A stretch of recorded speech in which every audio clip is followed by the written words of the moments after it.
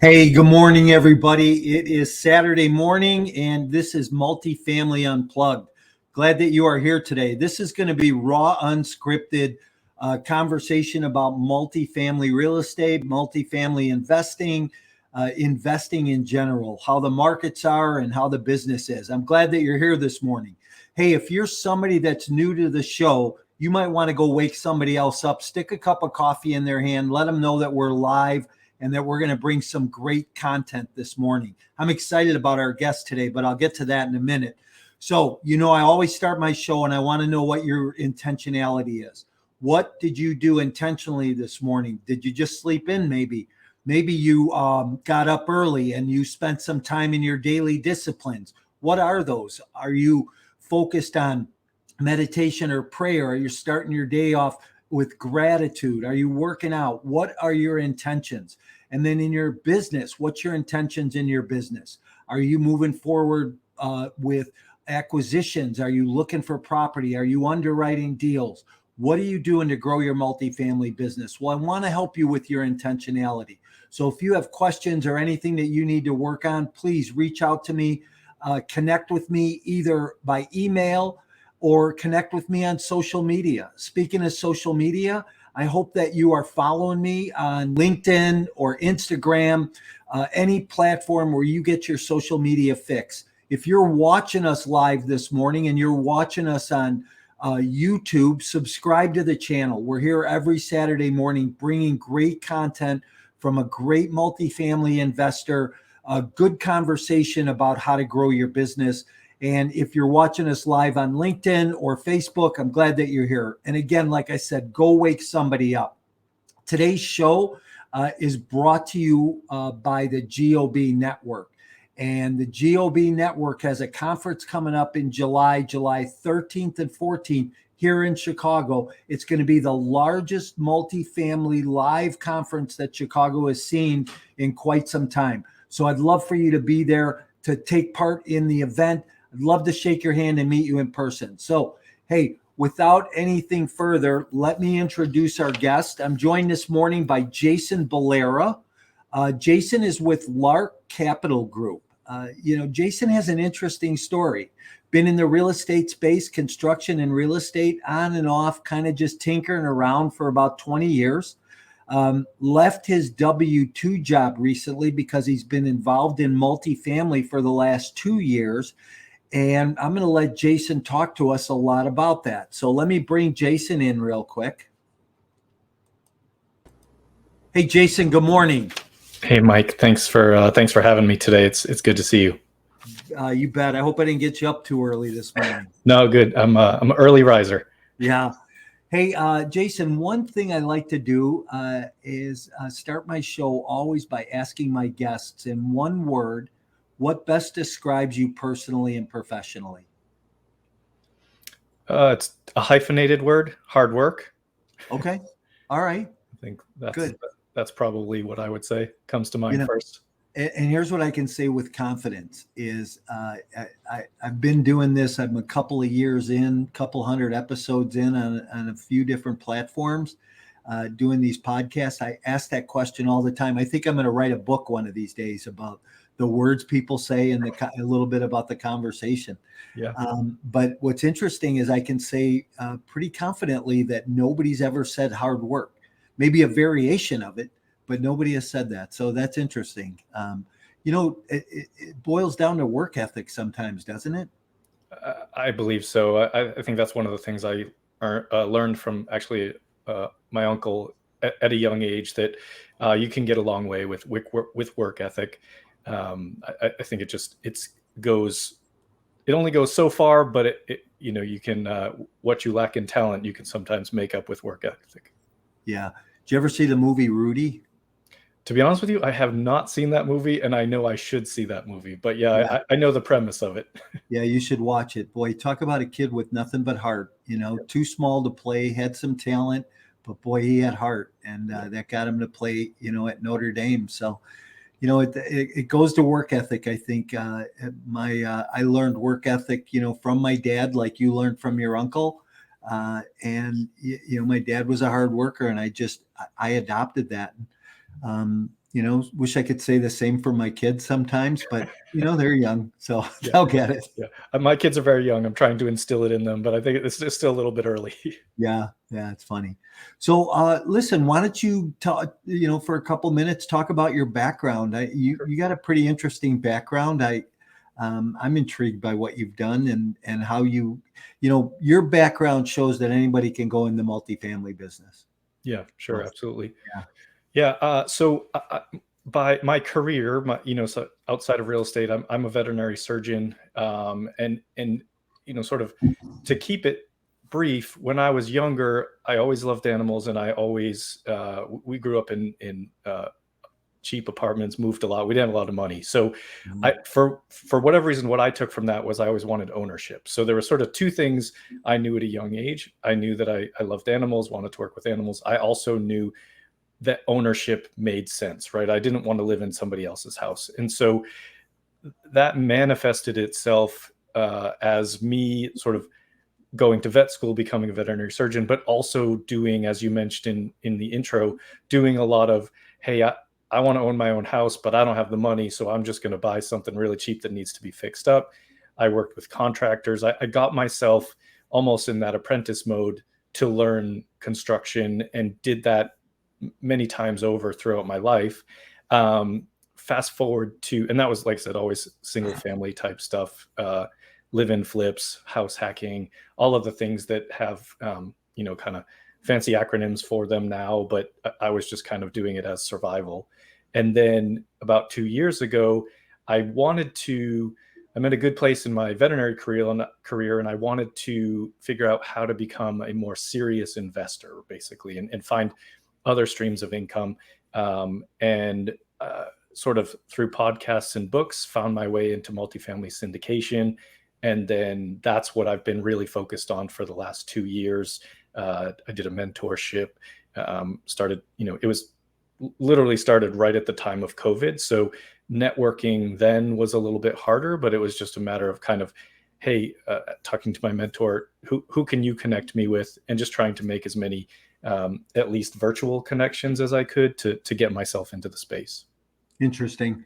So, for the sake of our listeners, would you explain what syndication is?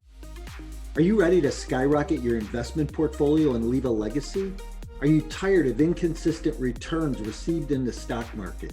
Then it's time you take a look at alternative investment options like a passive investment in multifamily real estate.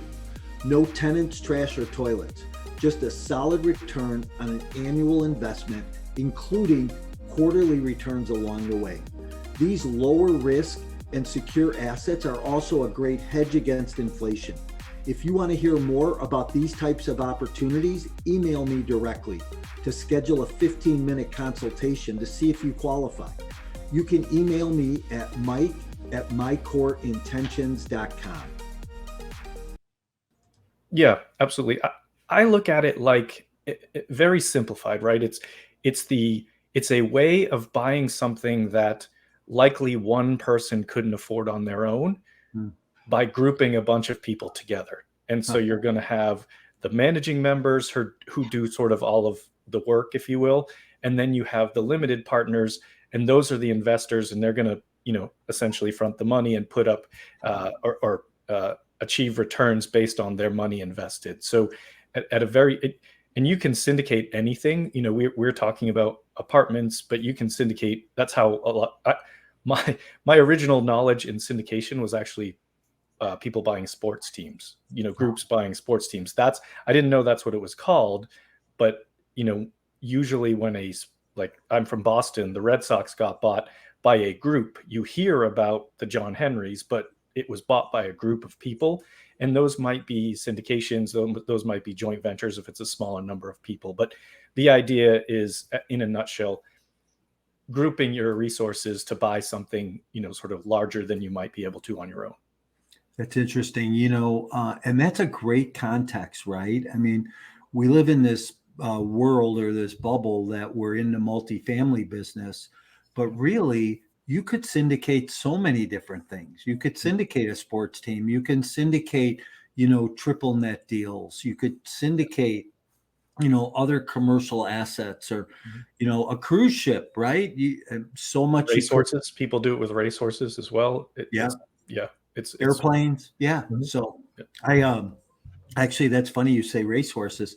I had a guy on my show. I do a show on Thursday morning called Thursday Morning Live. And I really kind of focus on Chicago entrepreneurs or sure. business owners, Yeah. because that's where I'm from.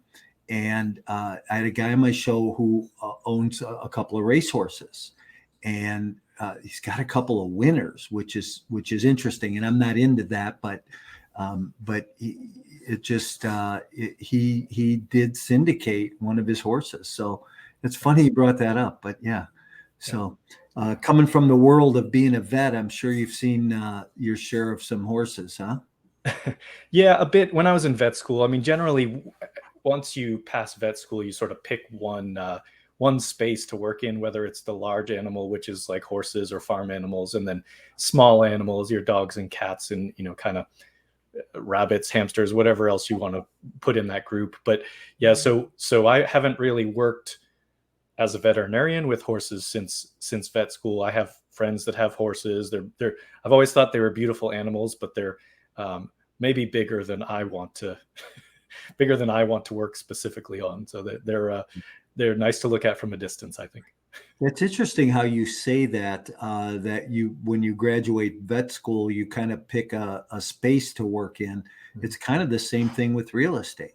Yeah, When you absolutely. when you look at real estate, you've got residential, you got commercial, you've got retail, office, all kinds of asset classes. Then when you get in the multifamily bucket, you've got, workforce housing, you've got senior housing, self-storage, mobile homes, right? There's a lot of different assets in that bucket. Have you picked one specific asset, or what area are you focused on in multifamily? Yeah, I'm very focused on that B and C class value add multifamily uh, niche, if you will. I think that for a couple reasons. I'm in a self storage deal. I think they are all valuable assets, but I think you have to look at what your investment goals are, right? So are you looking for as much cash flow as you can get? Are you looking for as much equity as you can get? Are you looking for some sort of combination of the two? And are you what do you have familiarity with, right? So I've lived in lots of apartments. I know how these things work. I know the construction side of things. So it makes sense to me to be working, because originally I thought I'd probably just do single family type, burrs and long term holds, but the scalability of multifamily is it makes that much easier, especially if you're investing from a distance. So yeah, that for me that's what works the best. But as you mentioned, there's a ton of different options. So, my question was really going to kind of be like, why multifamily? Mhm. What gets you excited about that? I think you kind of alluded to it when you talked about scaling it. Yeah. Talk about that a little bit for you and your business. So at the start of this journey, like I told you, I wanted to be an investor, seriously, an investor. And my original thought was, I'm going to buy single family houses. I read David Green's book, Long Distance Investing, and I was like, because I live in California, and Okay. so it's hard to. It's not impossible, but it's hard to cash flow here. It's hard to, you're playing more of an appreciation game. And so I started to look at doing that from a long distance. I hadn't really considered that before. And then I actually went through sort of the process. I started talking to realtors about how I was doing the analysis on these, and it was like, okay, what do I need to do to get to that passive income goal that I want? And pick a number. Say I want 100 houses. That takes a long time. Even if you're doing it, some people they might flip 50 houses in a year. They might actually achieve those numbers, but you've got to build up to that. So it was like, how long is it going to take me to get 100 doors, single family doors? And then I learned about syndication and multifamily, and it was like, wait, I can do one deal and have 100 doors or 300 doors or whatever the case may be.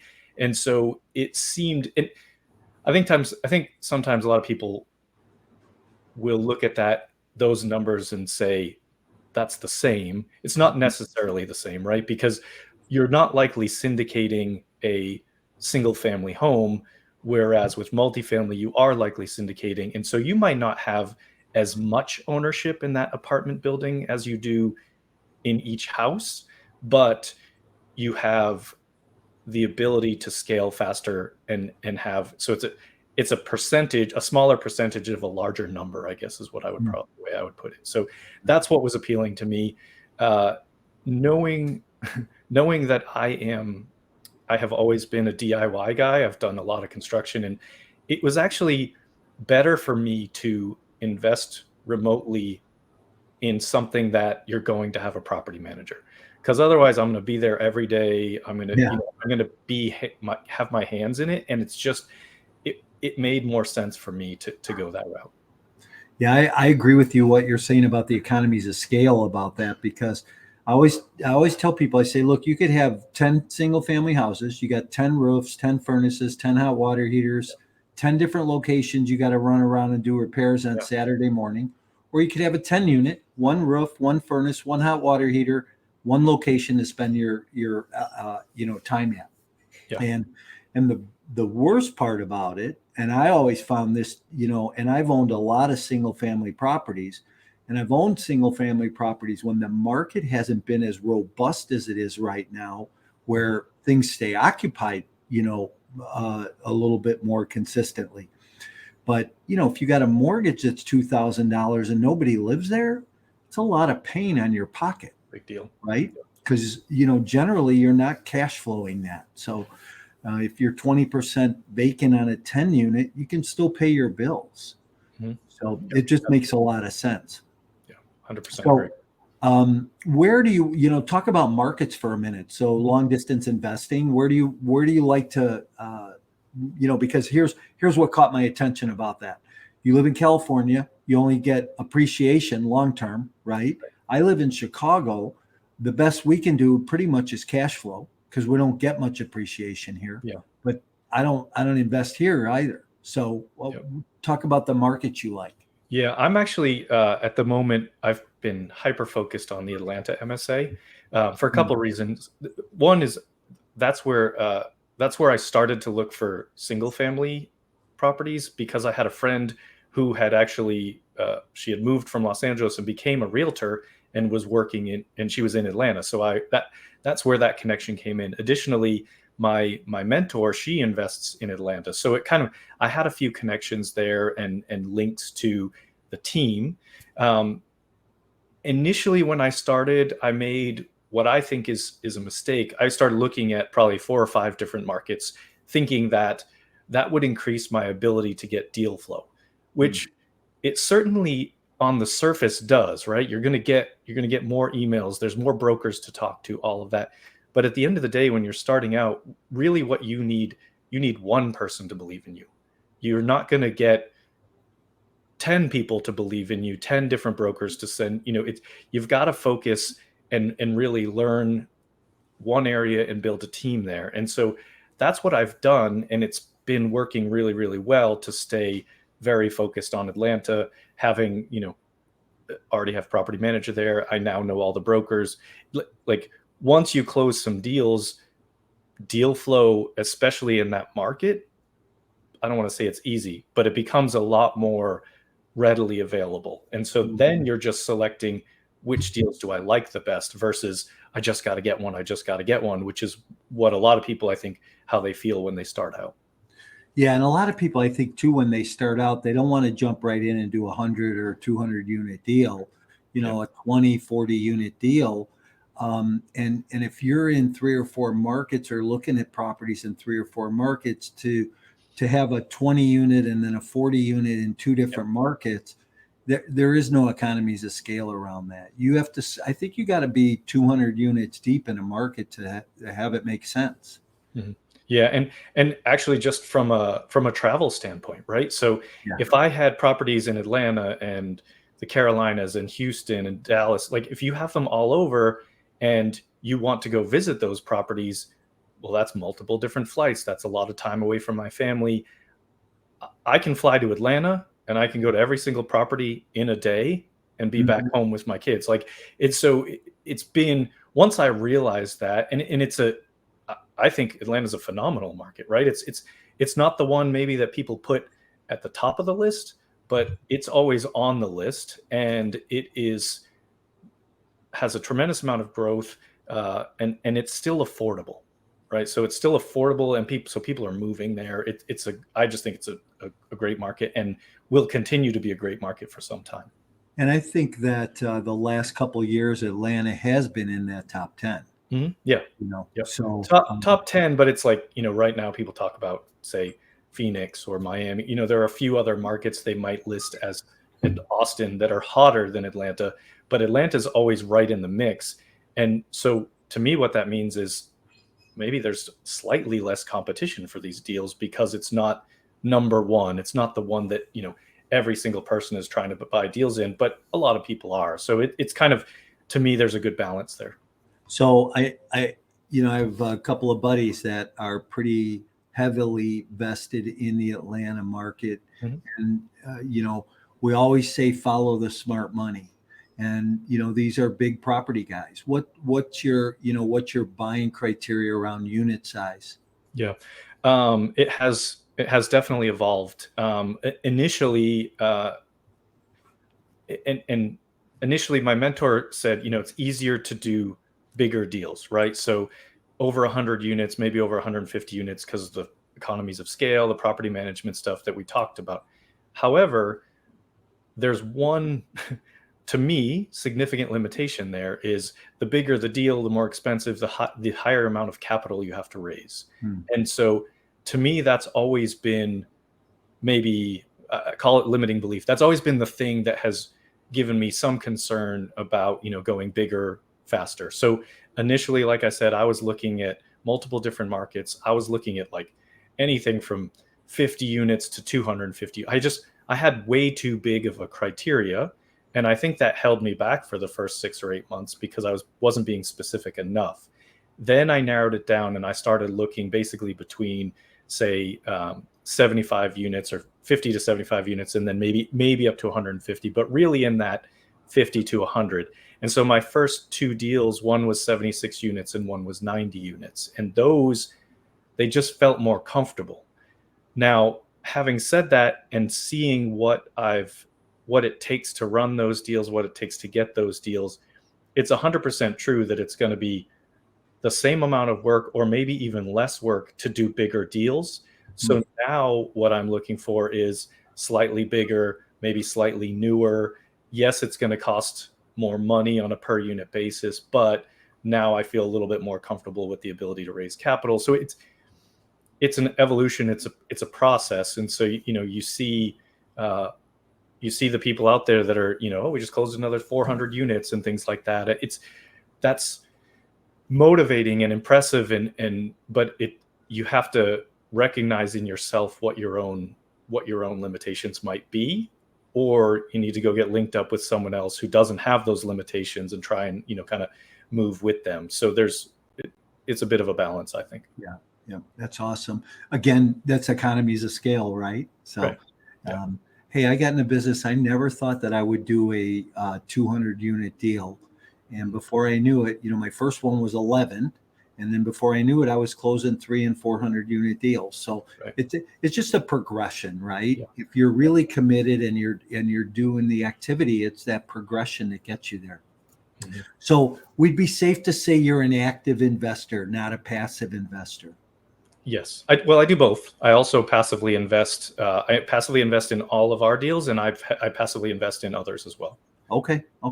Hey, I might have one you might have an interest in. We're trying to close out a raise in Tampa right now. We're about 92% subscribed and just about done with it. Awesome. So, as a side note, right? Yeah. Just tell my editor, leave that in. Don't take it out. That's right. Right. Let anyone watching, let them know as well. Yeah. So obviously we both raise money. Why don't you talk a little bit about the difference between active and passive investing? Sure. I'll start with passive investor because I think that's probably the easiest one to understand. As a passive investor, you are taking your hard-earned money and you're basically entrusting it to an active investor to put into their deals and put it to work into their deals. And so what you need to do as a passive investor is vet the sponsor first and vet the deal probably second, right? Because you need to be investing with someone you trust. That's an important thing. And so you're making sure that they're someone who you're okay with giving their money. A lot of people talk about track record and stuff like that. There's some criteria, but you have to make those decisions yourself. As a active investor, you're the one finding the deals, getting them under contract, doing the due diligence, getting the financing in place, and raising the capital to purchase those deals. And then you're managing the deals afterwards. And as a passive investor, you only have to worry about yourself. As a active investor, as a sponsor or a general partner, you've got to worry about your team as well as the passive investors. So it's a bigger role to play, I guess, in terms of keeping everything running like a well-oiled machine. But it's I think both sides are great. I mean, my goal eventually, I don't know, 5-10 years, who knows, is to be almost exclusively passive, so that at that point I'm sitting back and I'm just watching my kids play sports or whatever it is, and knowing that we don't have to worry about the bills. Yeah. Well, there's a lot to be said for passive investing. It's that mailbox money. Yeah. And as a passive investor, you'll see returns that are, mid to upper teens with that include a 7-8% cash on cash return along the way. And for a lot of people, that's attractive. There's people that love their career, love their job, and want to keep doing it, and want to be involved in real estate because they know that it's the sexy asset class today. Yeah. So a lot to be said. And Mike, I would add to that something that I don't feel like this gets talked about very much, but on a per hour basis of work, I make exponentially more money as a passive investor than I do as an active investor at this point in the game. I think active investors that are well out into their career, 5 or 10 years, have been doing it for a long time, that tide starts to shift, and you'll be, you're starting to realize the equity in some of your deals and things like that. But in terms of what's the work I have to put in, it's a lot easier for me to get that mailbox money, as you mentioned, and really all I had to do was say, okay, here's some money to put it to work, please. So it's something that I've noticed, and I think I still believe in the long run it's going to be better to be, or not better, good in a different way to be an active investor, and I enjoy it. So you really do have to enjoy the process. Yeah, but you're right. There's a lot of work, and I think people negate that, right? They think, one comment somebody made to me one day was, I can go do this myself and make more money. And I said, okay. You said, well, let's just walk through the list. Okay. So you've got good relationships to source deals. Yeah. You've got a good underwriting tool, and you know how to underwrite and put a stress test on an underwritten deal to make sure it's okay. And you know how to do the due diligence, and you know how to go to contract, and you sound like you can negotiate well. I don't know. Can you write an exit plan? How about a capital improvement plan? And then, by the way, in your spare time, do you have time to read all the documents that come from the attorney and the lender and the insurance company and on the compliance side? That was a big piece for me. Mm-hmm. In putting a team together, we needed somebody on the team that was compliance driven, right? Who could, I fall asleep on page 3 of a 50-page PPM, right? And so I needed somebody who could read through that stuff. Talk about your team a little bit. Yeah. Well, we've got, so we have the partner group that have put the deals together, and we have it's interesting because I assume that I think this happens a lot, but people kind of partner together in the beginning, maybe without really well-defined roles in terms of, it's like, hey, we want to do a deal. I also want to do a deal. Someone comes. So that's been another thing that's evolved is that with my partners, we've sort of each found what our niche or our superpower is. And I didn't expect this to be mine, but acquisitions became, sort of something that I was good at. I didn't necessarily know that was going to happen. And then one of my partners, he's very good with the underwriting. He's very good with the detail oriented stuff. Like you said, the compliance, the financial statements, all of that stuff that you have to, you're protecting the downside, right? Like I'm a dreamer. I'm a facilitator. I'm someone who I think we can always make it work. I think we can, I started this whole thing with what's your word, right? Like hard work. I always think I just need to work harder and it'll be fine, which has served me well, but it's also good to have someone counteracting that. Like, well, what if this happens? Right. So it actually, at first I found that challenging to have those reins put on me, but it's actually, I've realized it's really a good thing. And we have another partner who's very good at capital raising, and then we sort of all share in the asset management. So that's how our team has worked there. And then we have our property management in place in Atlanta. We've used the same group on all the deals. We've used the same attorney. You mentioned all these things. If someone says they're just going to go do it, and I kind of was that person. I've always been a DIY. I've renovated my houses from the studs. I know how to do a lot of that, but you can't do this business by yourself. It's not possible. So it's having all of that in place, the attorneys, the CPAs, the property management, the insurance people, all of that is very important. Yeah. You're not going to underwrite 50 or 60 deals and then go to contract on a deal and then go out and do the construction on it anyhow.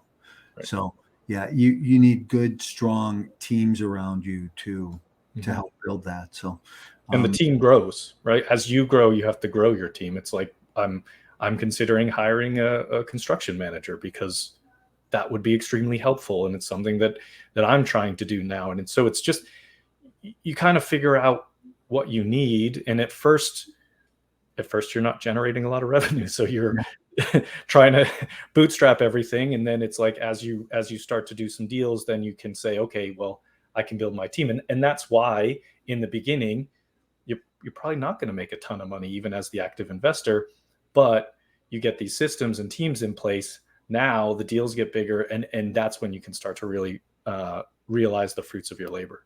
Yeah.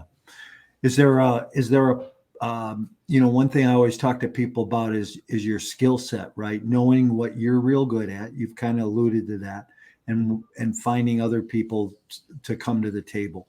What's that one thing that you're super good at? I'm a really good facilitator.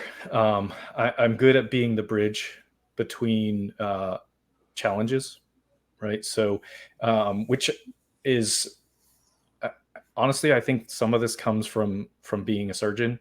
It's you can't get worked up. You can't lose your cool, and so I stay calm in challenging situations, and I look for solutions. And so that to me is probably what I think I'm strongest at, which I guess that's the kind of CEO role, right? You put the people around you that are the integrators. So I think that's probably my superpower.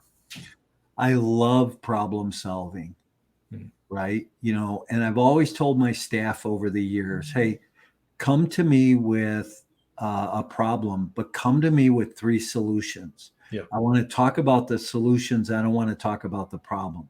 We'll figure out the best solution. So I think that makes people a good problem solver. Yeah, 100% agree. Are you coming to Chicago for the GOB conference? I am trying to. We are closing a deal like right then, so it might be a bit of a last minute trip if I can if I can make it fit. But we have a deal under contract set to close like right around there. So it kind of depends on how that all falls into place. So what are you buying? 70-unit townhome property, also in Atlanta MSA. Okay, nice. New construction, built to rent type thing? No, this is a value add as well. Okay. It's kind of a C+ class, 1979 it was built, but it's a nice mix of 2 and 3 bedroom townhomes in an area that doesn't have that particular product very prevalent. So I think we'll do really well with demand on that. Well, I certainly hope to meet you here in Chicago. It's a great place this time of the year, and the weather has been a little hot, but I'm sure not as hot as Atlanta. So yeah, no, probably not. Probably not as hot and not as humid. Atlanta's pretty brutal in summer. Yeah. Well, listen, it's been great connecting again. I know I've been a guest on your show and enjoyed that, and we've gotten to know each other here a little bit, and I appreciate that. And we should definitely stay in touch and stay connected. How do people connect with you if they want to reach out and talk with you? Yeah, they can email me, jason@larkcapital.com, which is on the little banner. They can Instagram is probably, as far as social media, Instagram and LinkedIn is probably my most active. My Instagram is at Lark Capital. I'm Jason Bellera on LinkedIn. You can call me. It's 508-561-3269. It's on. We have a website, larkcapital.com. So really anywhere, but probably email or Instagram are probably the two like easiest ways. Yeah. Remember the days you could just say, "Hey, call 411, you'll find me." Right. Pull out your phone book and look up my name. Yeah, it's a whole different world now for sure. Hey, so last couple of questions, wind it down a little bit here, but best book you ever read? Wow, best book. Gosh, I've read a lot of. I'm gonna say Who Not How. Oh, I've read a lot of books, but I read that recently, and that really created a mindset shift for me, because like I said, I've spent 40 some years being a DIY guy and realizing that it's okay to find other people to do things, not just okay, it's better, is going to be a huge help to me in business. So yeah, I'll say Who Not How is what I would go with right now. a lot of people are recommending that right now. Matter of fact, I had 3 people. I always say if something shows up in my life 3 times, I got to do it. I've recommended it. I think I've sent it to a few people. I mean, it really is a bit of a game changer if you follow. And it's like, it's well written. It's sort of simple stuff. So it's just little, the examples they use. It's a very well written book. Yeah. I got it on audio. So, I need that repetitiveness, right? Yeah. So, hey, best tourist attraction that you know or have been to? Hawaii, the island of Kauai. We live in Los Angeles. I really like the city. I've lived in a number of cities. I'm from Boston. We've lived in Houston, Charlotte, and now we live in Los Angeles. And I love the city for all that it provides, all the opportunities. But if I'm going to vacation, I just want to be outside. I just want to be able to go hike. It's funny, like people think of Hawaii and the beach. I don't actually really like to go sit on the beach, but Kauai provides hiking, kayaking. We went zip lining. Like it's been there a couple times as my wife and I for our honeymoon, and we went back with some friends, and it's a very peaceful place to unwind to me. So I would say that's my favorite place to go. Wow, very cool. Yeah, thinking about going to Hawaii, so might have to check Kauai out. Yeah. Been to Maui a few times, but yeah, like we went to Honolulu, and I was like, well, this is just like LA. There's a beach and there's a city, it's kind of the same. So I if I'm going to go away, I want it to, at that point, to be, sort of entirely different. Yeah. Maybe Fiji's next for you. Yeah. Yeah. There's lots of places on the list for sure that I would love to go, but yeah, of where I've been, Kauai is definitely top of the list. Everybody's got that list. That's for sure. So, hey, this has been great. Thanks for your time. Appreciate you. It's always amazing to me how quick the time goes on these things, because I think you get talking about what you really like. Right. and what you enjoy. So I'm going to move you. I'm going to move you out and say goodbye. If you want to hang out in the back room for a minute, and you and I'll connect in a second. Love it. Thanks a lot for having me. Yeah, thanks for being here. Hey, everybody, thanks for being here today. And that was my guest, Jason Bellera, with Lark Capital. So if you're looking to pick his brain a little bit, reach out to him by email or phone. If you are somebody who's looking at maybe some passive investment options, Jason's a good guy to talk to about that. Want to tell you we'll be here every Saturday. If you're in Chicago or you're coming to Chicago, the GOB Network multifamily group conference is July 13th and 14th. It'll be at the Westin O'Hare. And you know what? If you haven't been to Chicago, or even if you have, there's a lot of great things to do. I'll raise my hand if you want to go to dinner. We can hang out, but it's going to be a great event coming up here pretty quick. So I look forward to meeting you there or talking to you here soon. If I can do anything for you, answer any questions, help you out on your multifamily journey, whether you're passively investing, whether you're actively investing, don't hesitate to reach out, tell somebody about the show, and we will look forward to seeing you all next week. Have a